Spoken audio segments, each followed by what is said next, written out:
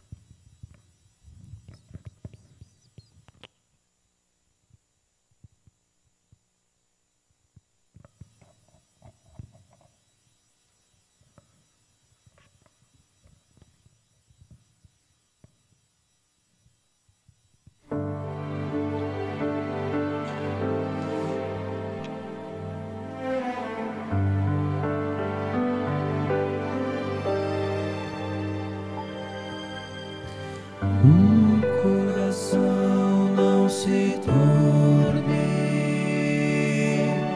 Crede sempre em Deus, crede em mim. Há mansões na casa de meu Pai e vou preparar-vos um lugar.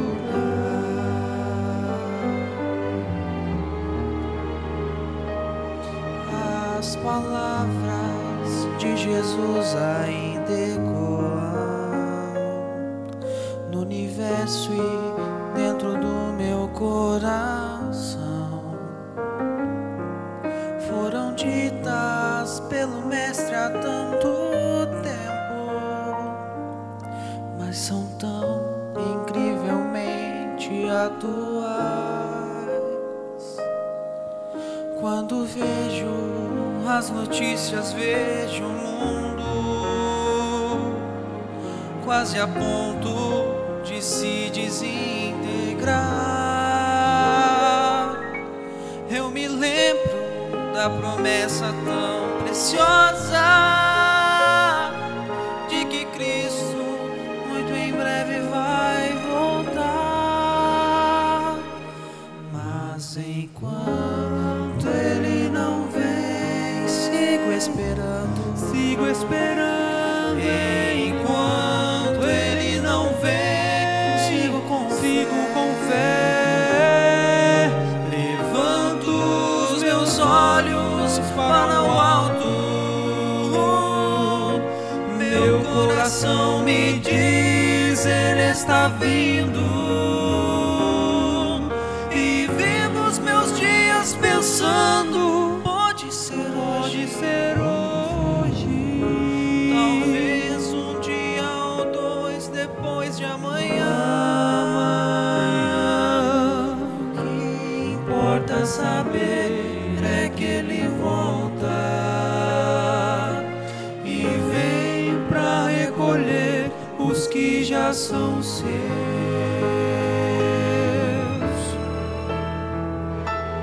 Meu maior desejo um dia é abraçá-lo e lançar-me aos seus pés em gratidão,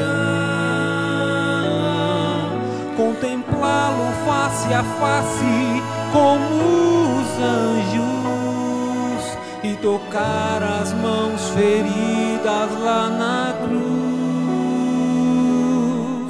Quando penso que esse dia está chegando, quando o mal já não mais existirá, eu me animo e renovo as minhas forças, na certeza de que o céu será meu lar. Mas enquanto Ele não vem, sigo esperando. Enquanto Ele não vem, sigo com fé. Levanto os meus olhos para o alto. Meu coração me diz, Ele está vindo. E vivo os meus dias pensando, pode ser hoje. Talvez um dia ou dois depois de amanhã. O que importa saber é que Ele volta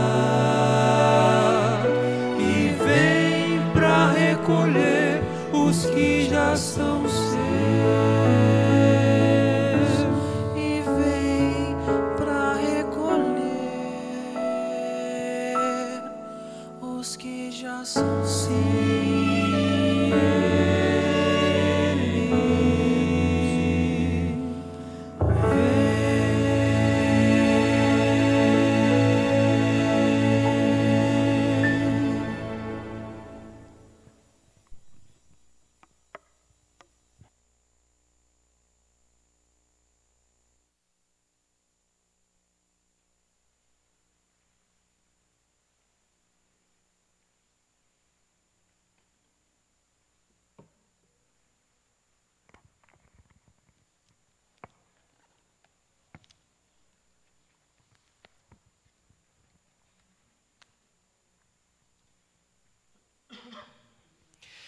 Uma boa noite a todos que nos assistem através das redes sociais. É um grande prazer estar aqui com vocês para repartir a palavra de Deus nessa noite, onde com certeza o Espírito de Deus falará ao meu e ao seu coração. Desde já, lembramos a todos que nesse momento de pandemia, onde nós nos mobilizamos em estar, em fazer essas lives, aproveite e compartilhe. É uma forma de você pregar o Evangelho de Deus também, né? Nós compartilhamos tantas coisas nas redes sociais e quanto mais a palavra de Deus, uma palavra de conforto, que de repente pode mudar a vida de alguém. Então, aproveite e compartilhe. Bom, o texto que nós escolhemos para repartir com vocês se encontra no livro de Mateus, no capítulo 24, e nós vamos ler o versículo 37. Mateus, no capítulo 24, e nós vamos ler o versículo 37. Antes, aonde você estiver, vamos curvar nossa cabeça e falar com Deus. Querido Deus, bondoso Pai, obrigado, Senhor, pela oportunidade que nós temos de abrir a Tua palavra, de estarmos aqui, que primeiramente, Senhor, o Senhor possa perdoar os nossos pecados e nesse momento que o Senhor possa nos usar como instrumento em Tuas mãos, a falar a essas pessoas que nos ouvem, e que de alguma forma o Espírito Santo possa tocar na vida de cada um deles e eles possam ser transformados por Ti. Abençoa-nos, tudo isso eu te peço em nome por amor de Jesus. Amém. Antes de lermos então Mateus 24, versículo 37, eu gostaria de contextualizar você da cena que antecede aqui a este versículo. Jesus estava passando perto do templo, junto com os discípulos ali em Jerusalém. Quando os discípulos chamam a atenção de Jesus para a beleza do templo. Olha, Senhor, como é lindo esse templo. Olha que grandioso é essa construção. E Jesus olha para os discípulos e ele joga um balde de água fria nesse comentário dos discípulos. Ele diz assim: olha, você está vendo tudo isso daí? Não vai sobrar pedra sobre pedra desse lugar bonito que vocês estão vendo.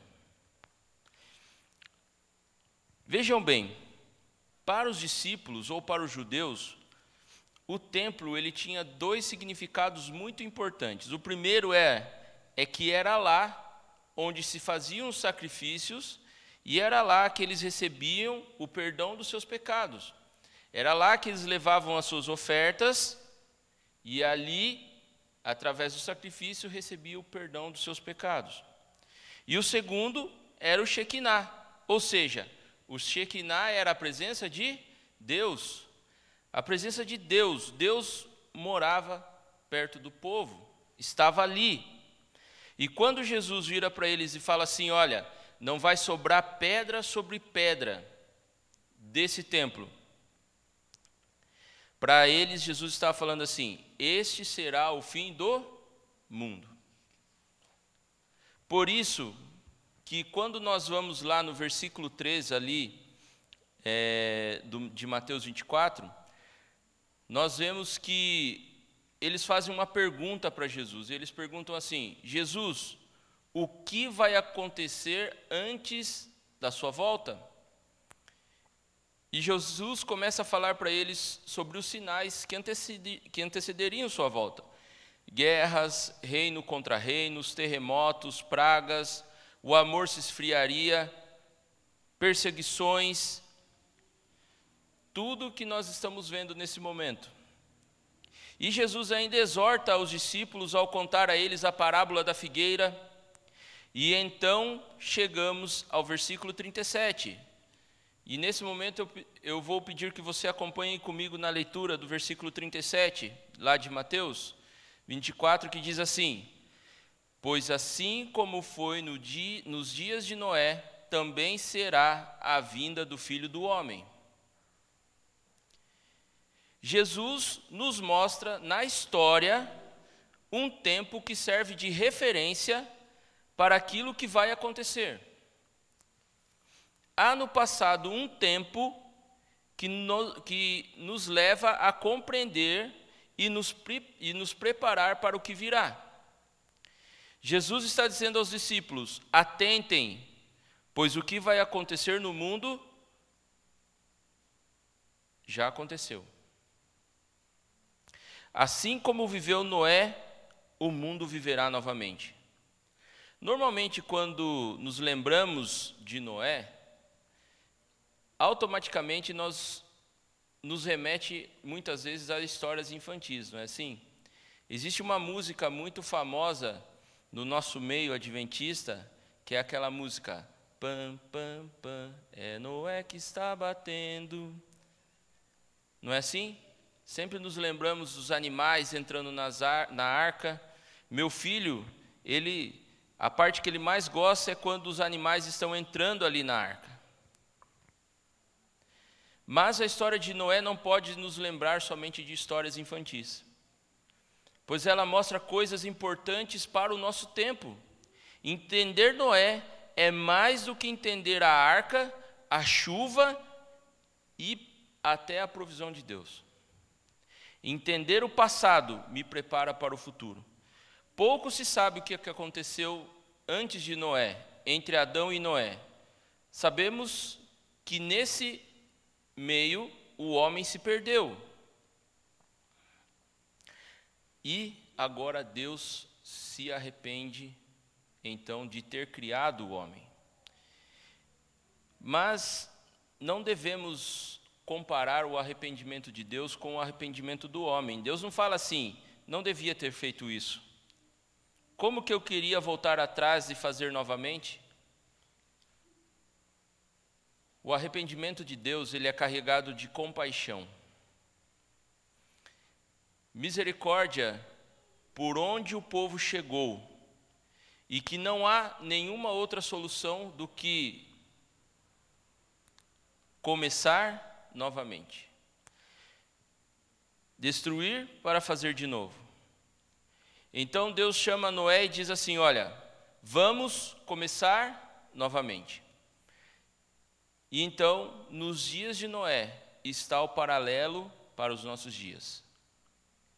Porém, eu não penso que ainda viveremos os dias de Noé.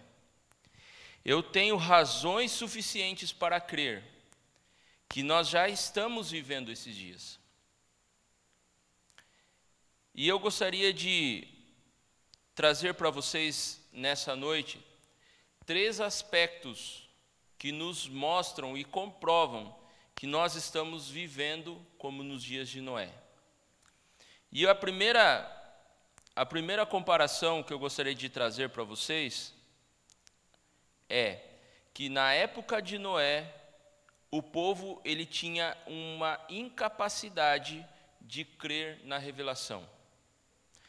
Noé pregava algo inconcebível para o tempo dele. Ele falava de chuva quando não havia chovido nunca havia chovido. Eles eram incapazes de crer na revelação de Noé. Pergunto a vocês, e faço essa pergunta para vocês refletirem. Hoje, nós pregamos algo para as pessoas que elas são incapazes de crer?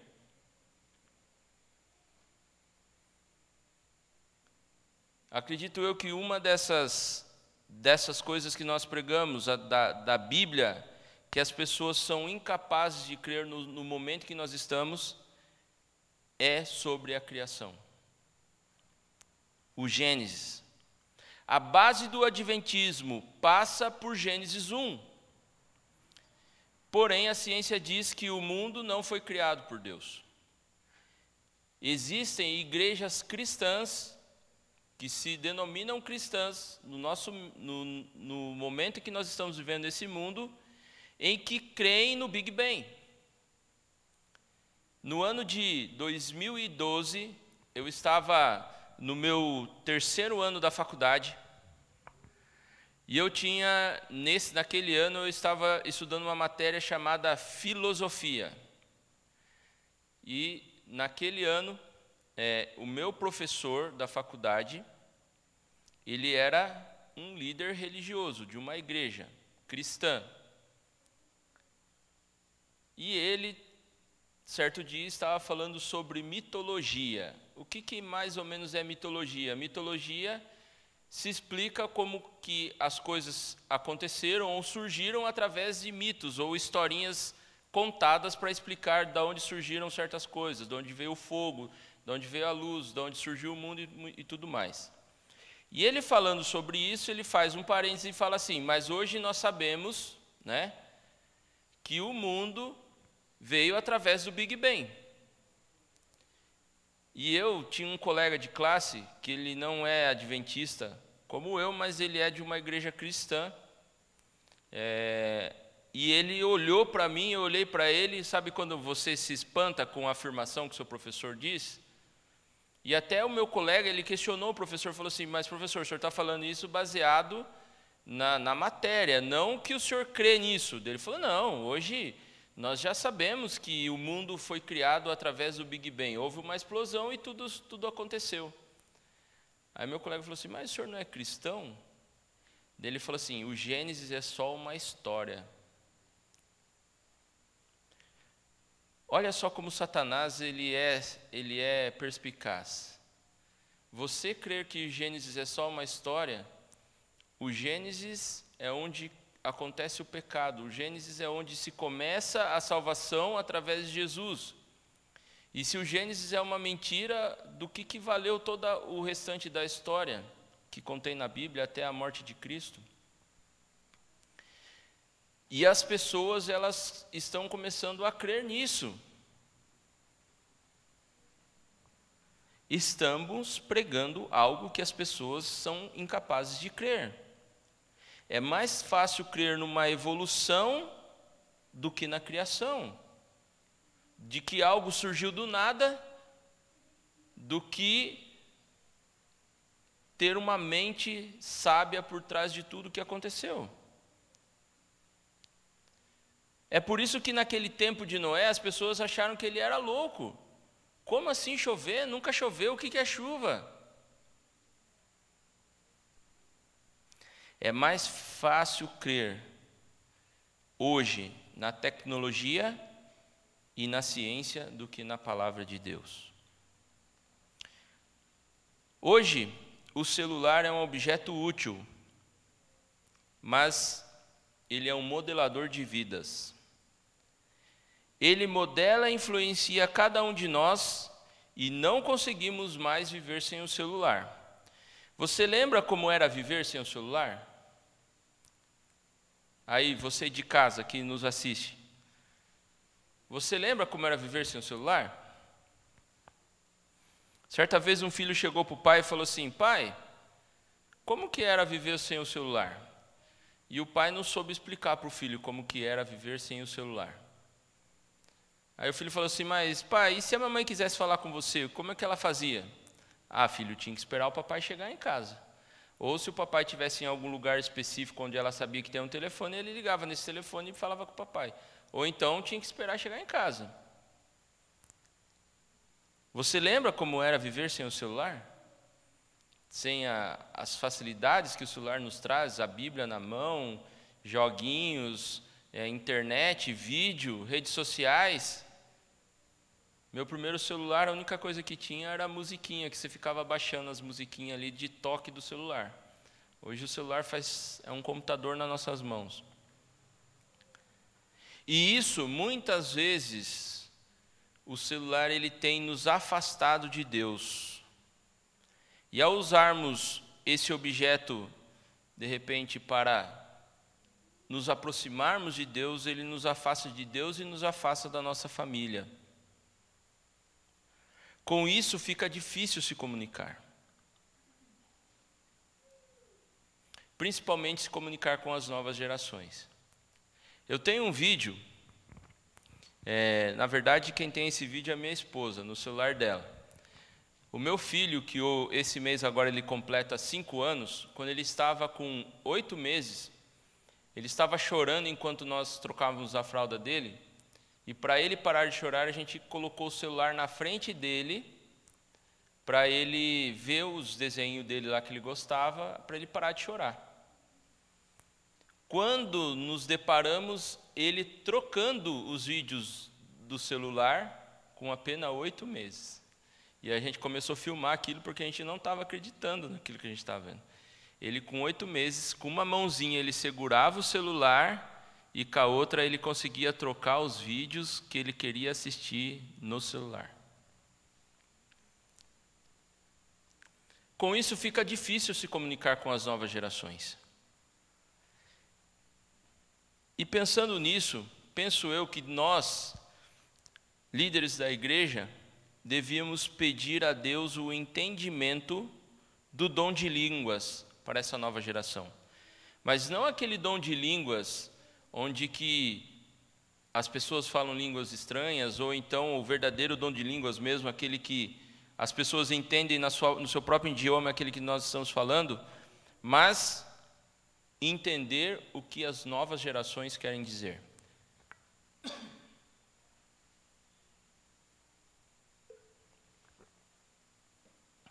Pergunto a você, usando os termos das novas gerações, você sabe o que é shippar? Você sabe o que é crush? Essas são a língua das novas gerações. Shippar é quando alguém fala assim, olha, fulano está gostando de fulano, está shippando. E crush é a paquera, né? É a famosa paquera. Às vezes, eu me considero jovem, tenho 33 anos ainda, mas às vezes eu vejo alguns adolescentes conversando aí de 15, 16, 17 anos aí, e a gente começa a reparar neles conversando, a gente fica assim, né? Cri, cri, cri, cri, cri, cri. Precisamos falar de um modo em que eles entendam, para que eles não sejam pegos como nos dias de Noé, que sejam incapazes de crer nas revelações de Deus. E é pensando nisso que a igreja ela criou um material que eu acho assim excelente. Eu não sei se vocês têm conhecimento disso, mas se você não tem, terminando o sermão, vai lá na internet e procura lá, Feliz 7 Play. Nossa, que ferramenta extraordinária, principalmente para falar com os jovens. O primeiro conteúdo ali, criado no Feliz 7 Play, não sei se vocês lembram, é aquele filme Resgatados, que foi usado até numa Semana Santa, que nós assistimos pausadamente durante a semana, trechos do vídeo. E agora ali dentro dessa ferramenta existem séries. No momento onde nós estamos aí, no momento de Netflix, é um ótimo conteúdo para a família, porque lá tem filmes, séries, dramaturgia, mas tudo voltado para trazer o jovem para mais perto de Deus, e para que eles entendam e possam crer nas revelações de Deus.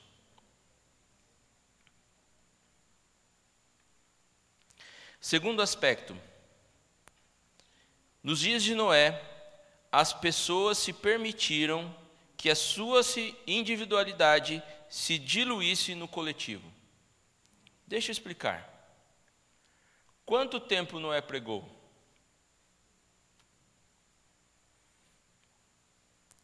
Quantas pessoas entraram na arca? Será que Noé é o pior evangelista que existiu? Porque nós sabemos que os únicos que entraram na arca foi Noé e sua família. Ninguém mais creu. Às vezes a gente fica, como a Bíblia ela não especifica detalhes de cada tempo ali, Mas nós sabemos que nesse período da construção da arca, muitos personagens da Bíblia viveram no tempo de Noé. Por exemplo, Matusalém. Será que Matusalém duvidou de Noé, daquilo que Deus estava fazendo e ali? Provavelmente não. Mas por que Matusalém não entrou na arca? Porque ele morreu antes. Outras pessoas também creram, porém, deixaram a sua individualidade se diluir no coletivo. O que as pessoas vão pensar de mim?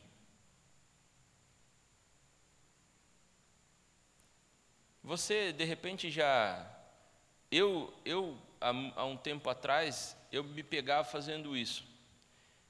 Eu saía andar de carro para algum determinado lugar, ligava meu sonzinho ali, nas músicas que eu gosto de ouvir, né, hinos e tudo mais, fechava os vidros do carro.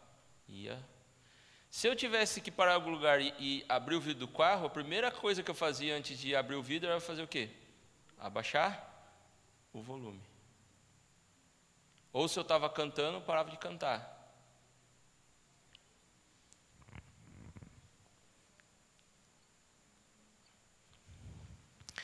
Existe um instituto cristão, e ele fez uma pesquisa que eu achei muito interessante, e essa pesquisa diz assim, olha só, esse número é muito interessante, 80% dos jovens que entram nas universidades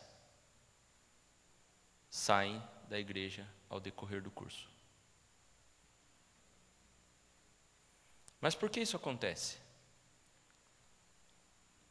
Será que eles simplesmente deixam de crer na Bíblia? Existe uma lavagem cerebral que acontece ali neles? Eu acho que não. O que acontece é que eles se diluem no coletivo. E se eles querem fazer parte de um grupo, e esse grupo não crê nas mesmas coisas que eles, muitas vezes eles deixam de demonstrar naquilo que ele crê, daquilo que ele é, da sua identidade, para fazer parte daquele grupo. E muitas vezes as pessoas nem sabem que ele é um cristão, que ele é um adventista. E com isso, fica mais fácil o quê? Eles saírem das igrejas. Existe uma frase de efeito que diz assim, olha, a apostasia me entristece, mas não me assusta. A apostasia me entristece, mas não me assusta. Porque quem está saindo da igreja só prova que essa profecia é real. Que essa profecia de Jesus é real. As pessoas diluídas no coletivo.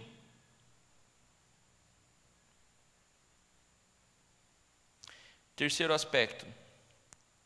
As pessoas não conseguem viver a transcendência. Não conseguem ter um contato com aquilo que não pode tocar. Você vê como tem crescido nos nossos tempos aquelas pessoas que não acreditam em Deus? Uma sociedade capitalista, consumista, que não acreditava naquilo que não se pode tocar.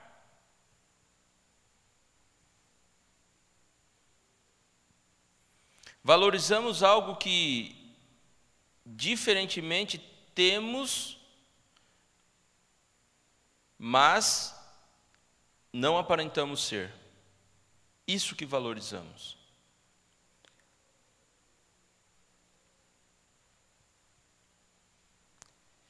E se Deus não me prepara, ou não me prospera, ou não me dá algo que eu quero, eu não creio nele. Queremos o máximo de Deus, mas damos migalhas a ele. E penso eu, se damos migalhas, teremos migalhas de Deus.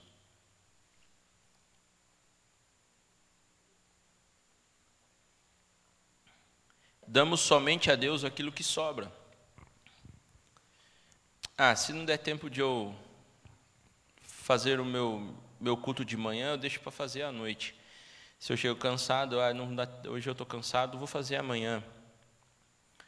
E às vezes eu me cobro um pouco, porque às vezes a gente faz coisas sem pensar.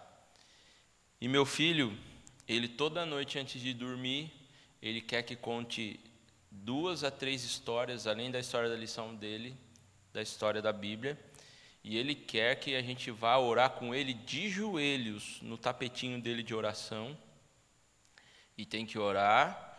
Antes de orar, ele pergunta qual pedido você quer fazer, para cada um, para mim, para minha esposa, e depois a gente tem que orar o Pai Nosso. Se a gente não fizer isso, ele chora, ele fica bravo, e ele quer. Mas às vezes, por circunstâncias da vida, a gente fala assim, filho, hoje a gente vai ler uma historinha só. Está tarde, mas depois eu fico pensando, se eu não incentivar isso no meu filho hoje, como que ele vai aprender e ele vai conseguir crer e viver essa transcendência de um Deus que é invisível, de um Deus que nesse momento não se pode ver nem tocar, se eu não incentivar isso nele hoje, agora? Que relacionamento é esse que nós temos com Deus? Temos tido com Deus? Onde o que sobra é para Ele, e não Ele em primeiro lugar. Sabe qual foi o problema nos dias de Noé? O secularismo, onde damos valores à influência do mundo e não damos valores a Deus. É como no aspecto anterior. Vale muito mais o que as pessoas vão achar de mim do que o que Deus pensa de mim, ou do que eu tenho a dar a Deus, ou demonstrar a outras pessoas sobre o Deus que eu sirvo. Outra coisa em que nós valorizamos demais, nos preocupamos em o mundo entrar na igreja, na música, na literatura, na forma de vestir, nos instrumentos e muitas outras coisas. Mas o pior não é isso. Não que isso seja errado, mas o pior não é isso, mas sim o reverso. Eu tenho medo do mundo entrar na igreja, mas o que mais me dá medo é a igreja não entrar no mundo. Secularismo é quando a igreja perde a capacidade de entrar no mundo e influenciar. E foi isso que aconteceu nos dias de Noé. Isso é perigoso. Eu tenho uma experiência muito triste de uma amiga minha que recentemente aconteceu isso. Conversei com ela a respeito de um namoro que ela tinha com uma pessoa de fora da igreja. E ela estava muito triste porque os líderes da igreja dela não estavam deixando ela participar da igreja por causa desse namoro. E eu falei para ela, olha, você tem que pensar naquilo que você está fazendo, mas se você decidir continuar com esse namoro, seja você a influência dela, do seu namorado, que ele seja influenciado por você e não vice-versa, para que ele te tire de dentro da igreja, mas que você traga ele para dentro da igreja. É um caminho muito perigoso esse que você está tomando. Meu pai tomou esse caminho, eu falei para ela, porém minha mãe veio para a igreja e está na igreja até hoje.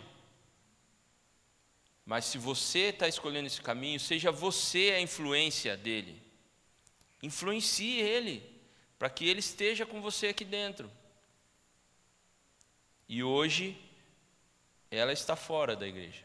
Ela não foi a influência dele. Pessoas que não criam na revelação de Deus. aconteceu lá nos dias de Noé e acontece nos nossos dias. Individualidade diluída no coletivo. Aconteceu nos dias de Noé e está acontecendo nos nossos dias. Pessoas que não conseguem viver a transcendência. Aconteceu lá nos dias de Noé e acontece em nossos dias. Cabe a nós escolher que lado estar. Você quer influenciar ou ser influenciado? Esta é a hora. O que você vai escolher? Eu, sinceramente, eu espero que você escolha estar do lado de Jesus.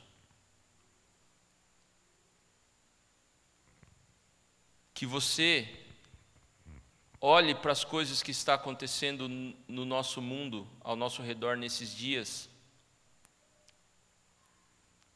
e reflita que Jesus está perto de voltar.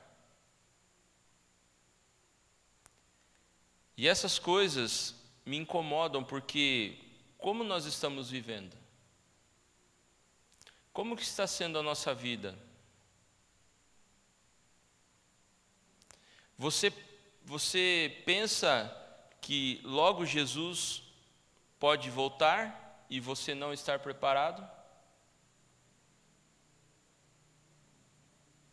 Será que nós estamos tendo a nossa individualidade diluída no coletivo? As pessoas de fora sabem quem você é, ao Deus que você serve? E ela te respeita por isso?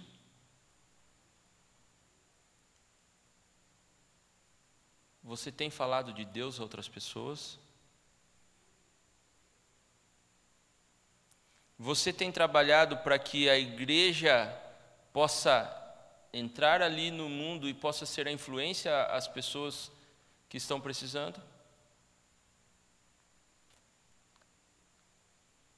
Tem uma frase que eu ouvi de um pastor uma vez, que ela nunca sai da minha mente, que diz assim: a minha salvação depende de estar envolvido na salvação de outras pessoas. Você tem se preocupado somente com você, ou você tem se preocupado com outras pessoas? Em pregar o Evangelho a outras pessoas. Como eu disse no começo do sermão, não acho que viveremos os dias de Noé, nós estamos vivendo como os dias de Noé. E Jesus em breve voltará. E eu preciso estar pronto. Eu preciso estar preparado para não ser pego de surpresa. Que Deus possa abençoar a mim e a você. E nesse momento, eu gostaria de convidar então o Quarteto Júbilos. E nesse momento o quarteto vai cantar um hino que fala exatamente sobre a volta de Jesus. Aquele momento em que Deus chega para Cristo e fala assim: basta, esse é o momento, acabou. Vá lá e traga os meus filhos, aqueles que estão ali sofrendo, mas que não é para sofrer mais, e traga-os de volta para casa. Enquanto nós estamos cantando aqui, esteja em oração, para que Deus possa transformar a minha e a sua vida, e que nós possamos tomar a consciência de que logo Ele voltará, e nós queremos estar com Ele para sempre nos céus.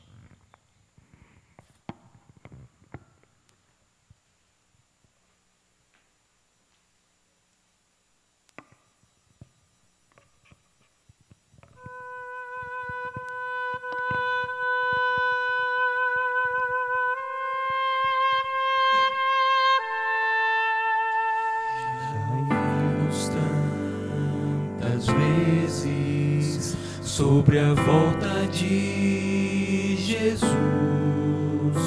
nosso coração anseia ver o brilho de sua luz, mas os dias vão passando, meses e anos vêm e vão, e Jesus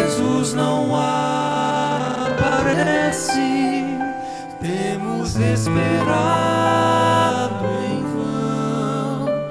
Os sinais vão se cumprindo com incrível precisão. Nossa fé está segura na divina inspiração. Já está chegando o dia quando Deus se erguerá do seu trono de justiça e a Jesus então dirá: Filho, vai, chegou a hora. Filho, vai, sem mais demora. Vai buscar os meus amados e traz de volta aqueles por quem você morreu. Filho, vai, agora basta. Está provado, o mal não presta. Chega de esperar, a saudade dói demais. Já preparei a casa, já preparei a mesa. Filho, me traz de volta quem criei, quem perdi na cruz.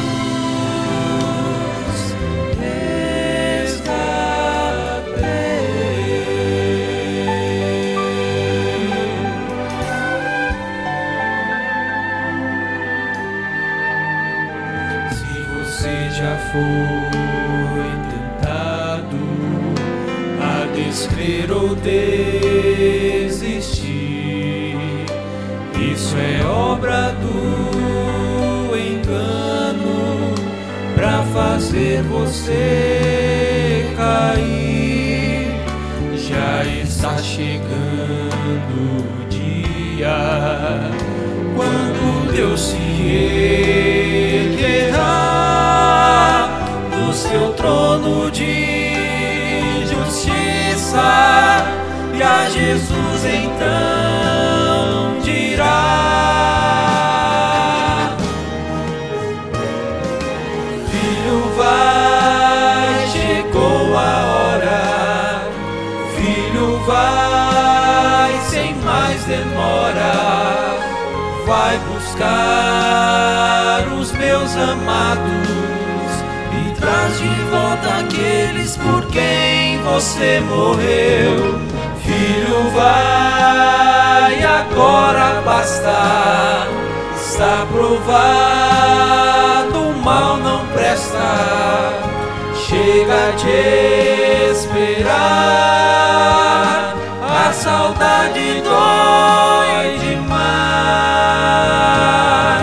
Já preparei a casa, já preparei a mesa.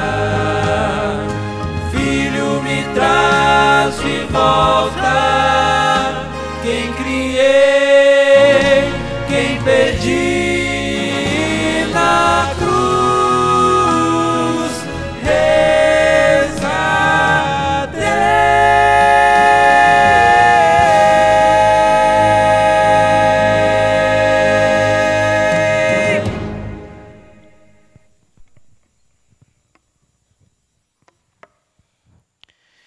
Que eu e você possamos fazer parte desse dia. Vamos orar. Querido Deus, obrigado, Senhor, porque em Tua palavra encontramos profecias e encontramos o mapa que nos orienta como nós devemos seguir para então chegarmos até a Canaã celestial. Obrigado, Senhor, por ter deixado essas mensagens para nós, para que no mundo tão difícil onde nós vivemos, onde coisas ruins estão acontecendo, onde que para muitas pessoas é muito mais fácil crer em outras coisas e não crer em Ti.